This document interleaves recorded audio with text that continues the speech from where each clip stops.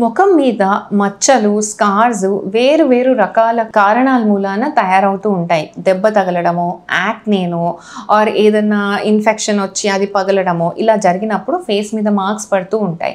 ఇవి పోవడానికి అసలు మనం ఏం చేయాలి, అసలు పడకుండా ఏం చేయాలి, ఇలాంటివన్నీ ఇవాళ ఈ వీడియోలో డిస్కస్ చేద్దాం. హలో, నేను doctor Deepti, consultant plastic surgeon, eternal aesthetics. So ముఖం మీద మచ్చలు పడినప్పుడు కానీ, యాక్నే కానీ, దెబ్బలు తాకినప్పుడు కుట్లు సరిగా వేయకపోతే పెద్ద పెద్ద మచ్చలు పడినాయి అనుకోండి, చాలామంది చిన్నప్పుడు ఏమనుకుంటారంటే ఏదో ఒకటి వేయించేసేసుకుందాం కుట్లు, అవి పెద్దగా అయినాక మనం ప్లాస్టిక్ సర్జరీ చేయించుకొని తీయించుకుందాం అని ఒక అపోహలో ఉంటారు.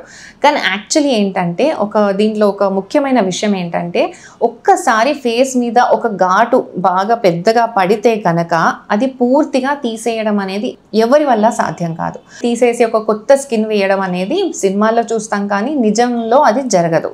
సో అసలు ముఖం మీద ఎప్పుడైనా దెబ్బలు తాకినప్పుడు చిన్న వయసులో కానీ పెద్ద వయసులో కానీ మనం చేయాల్సిన జాగ్రత్త ఏంటంటే, ఎర్లియస్ట్ పాసిబుల్ ఎంత వీలైతే అంత త్వరగా మీకు దగ్గరలో ఉన్న ప్లాస్టిక్ సర్జన్కి వెళ్ళి దానికి కుట్లు వేయించుకుంటే కనుక, ఆ తర్వాత వాళ్ళు చెప్పిన treatment next whatever 2-3 weeks follow అయితే కనుక మీకు మచ్చలు పడే అవకాశం చాలా తక్కువ.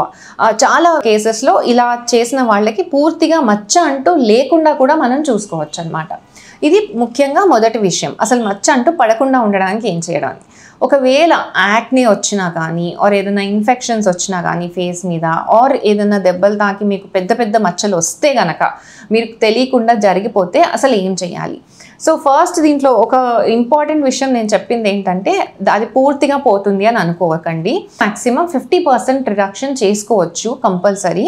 కాకపోతే మనం పూర్తిగా పోవాలి అని ఏం చేస్తూ ఏదేదో చేస్తే మాత్రం దాని మూలాన డబ్బు నష్టము, మీ హెల్త్ ప్రాబ్లమే కానీ పెద్ద రిజల్ట్ ఉండదన్నమాట మీకు. సో దీంట్లో ఫస్ట్ స్కార్ని పట్టి చిన్న చిన్న స్కార్స్ ఉన్నాయి అని అనుకుంటే కనుక లేజర్స్ ఇంప్లిమెంట్ చేసుకుంటాము. MNRF అని, ఫ్రాక్షనల్ CO2 అని కాంబినేషన్ లేజర్స్ ఉంటాయి.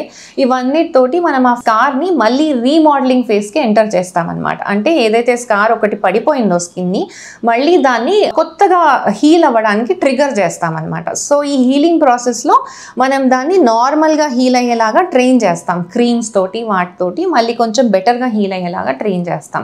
ఇది ఒక పద్ధతి. కొన్ని పరిస్థితుల్లో PRPs ఆర్ మరీ పెద్దగా మొండిగా అయిపోయిన స్కార్ ఉంటే కనుక దాంట్లో మైల్డ్గా స్టెరాయిడ్ ఇంజెక్షన్స్ ఇట్లా ఇచ్చుకుంటే కనుక ఆ స్కార్ మెత్తబడి మనకి హీలింగ్ ప్రాసెస్ అనేది రీఇనిషియేట్ అయితే కనుక చూడడానికి స్కార్ అపియరెన్స్ బాగుంటుంది. చాలామందికి పెద్ద పెద్ద స్కార్స్ ఇట్లా హార్ట్ సర్జరీస్ తర్వాత కానీ ఆర్ కొన్ని ఫేస్ మీద కొన్ని బోనీ ప్రామినెన్సెస్ మీద పెద్ద పెద్ద స్కార్స్ పడితే కనుక అవి వాళ్ళకి ఇచ్చింగ్ సెన్సేషన్స్ ఉండి అది అలా కూడా ఇబ్బంది పెడుతూ ఉంటాయి. అలాంటప్పుడు ఈ స్టెరాయిడ్ ఇంజెక్షన్స్ ఆర్ ఈ క్రీమ్స్, కొన్ని రకమైన హైడ్రేషన్ క్రీమ్స్ ఉంటాయి, ఇవన్నీ రెగ్యులర్గా డాక్టర్ చెప్పినట్టు వాడుతూ ఉంటే స్కార్ మెత్తబడి మీకు అట్లీస్ట్ ఆ డిస్కంఫర్ట్ అనేది లేకుండా ఉంటుంది. ఇంకొక ముఖ్యమైన విషయం ఏంటంటే, చాలామంది నేను 5 సెషన్స్ చేయించుకున్నా, 6 సెషన్స్ చేయించుకున్నా అయినా పెద్ద డిఫరెన్స్ రాలేదు అంటారు. 5-6 సెషన్స్లో మీకు ఎలాంటి పెద్ద డిఫరెన్స్ రాదు. మ్యాక్సిమం 10-20% చేంజ్ మాత్రమే వస్తుంది. స్కార్స్ అనేటివి ఒక పద్ధతిలో అట్లీస్ట్ 50% చేంజ్ రావాలంటే minimum healing time is around 18 to 24 months, అంటే 1.5 to 2 years. అంత మనీ అండ్ టైం ఇన్వెస్ట్ చేసే ఇంట్రెస్ట్ ఉంటేనే అసలు మొదలు పెట్టండి. అది ముఖ్యంగా చూసుకోవాలన్నమాట. తర్వాత పెద్ద స్కార్స్ ఉన్నాయనుకోండి, బాగా పెద్దగా ఫేస్ మీద చాలా ఆడ్గా ఆర్ ఫేషియల్ ఎనాటమీ అంటే కుట్లు వేసేటప్పుడు ఒకవేళ వాళ్ళు ఐబ్రో అలైన్మెంట్ చూసుకోకుండా వేసినా కానీ ఆర్ నోస్ అలైన్మెంట్ చూసుకోకుండా, లిప్ అలైన్మెంట్ చూసుకోకుండా వేసినా కానీ ఇలాంటి మేజర్ ప్రాబ్లమ్స్ ఉంటే కనుక అలాంటి వాళ్ళకి ఆ స్కార్ రివిజన్ అంటాం. దాన్ని కట్ చేసేసి ఆ స్కార్ని మళ్ళీ అక్కడ కొత్తగా వూండ్ క్రియేట్ చేసి ఈసారి మేము ఫైన్గా కుడతామన్నమాట.